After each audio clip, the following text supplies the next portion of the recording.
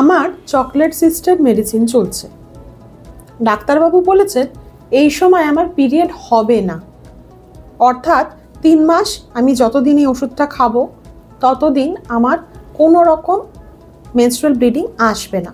তো এই সময়টা কি কনসিভ করা পসিবল?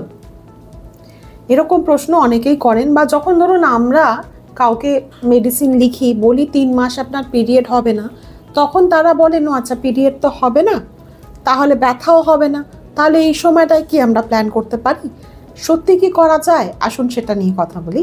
আমি doctor Sutapa Sen, gynaecologist and fertility specialist, director সম্পূর্ণ উমেন কেয়ার অ্যান্ড আইভিএফ। তো যেটা বলছিলাম যে বেসিক্যালি আমরা যে ধরনের ওষুধটা দিই সেটাতে একটা হতে পারে সেটা প্রোজেস্টেরন, একটা হতে পারে ইস্ট্রোজেন প্রোজেস্টেরন কম্বিনেশন, অথবা লুপেরোলাইট গ্রুপের কোনো ওষুধ দেওয়া হয় ইনজেকশন বেসিক্যালি, যেটাতে কিন্তু ওভুলেটরি সাইকেলটাই ডিসরাপ্টেড হয়, এবং ওভুলেটরি সাইকেলটা ডিসরাপ্টেড হয় বলেই পিরিয়ড আসে না। আর যদি সাইকেলে ওভুলেশন না হয়, দেখুন প্রেগনেন্সি ট্রাই তো করা মানে হাজব্যান্ড ওয়াইফ রিলেশন করতেই পারেন, কিন্তু প্রেগনেন্সি ট্রাই করতে গেলে তো মিনিমাম রিকোয়ারমেন্ট হচ্ছে ওভুলেশন হতে হবে, সাইকেলটাকে ওভুলেটরি হতে হবে, ডিম্বাণু বেরোবে তবেই না তাকে ফার্টিলাইজেশন দেন প্রেগনেন্সি। তো যদি ডিম্বাণুই না বেরোয়, ওভুলেটরি সাইকেলই না হয়, খুব স্বাভাবিকভাবেই কিন্তু এই সাইকেলে প্রেগনেন্সি প্ল্যানিং পসিবল নয়।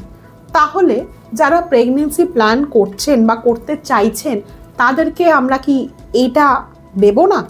দেখুন চকলেট সিস্টে আমরা বেশিরভাগ ক্ষেত্রেই বলি অ্যাজ আর্লি অ্যাজ পসিবল আপনি প্রেগনেন্সি প্ল্যান করুন, কিন্তু যদি সিস্টের সাইজ এতটা বড় হয়ে গিয়ে থাকে যে সেটাতে প্রচণ্ড ব্যথা হচ্ছে বা এমন বড় হয়ে গেছে যে সেটা অপারেশনের স্টেজে পৌঁছে গেছে, তখনই কিন্তু মেডিসিন বা ইনজেকশনের কথা আসে।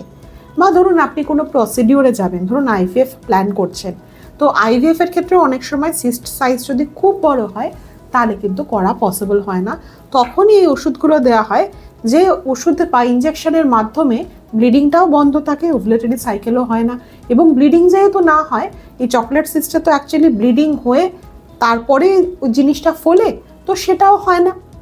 আস্তে আস্তে কিছুটা ব্লাড ওই সিস্টের ভেতরের অ্যাবজর্ব হয় এবং সাইজটা ছোট হয়, এটাই হচ্ছে লক্ষ্য।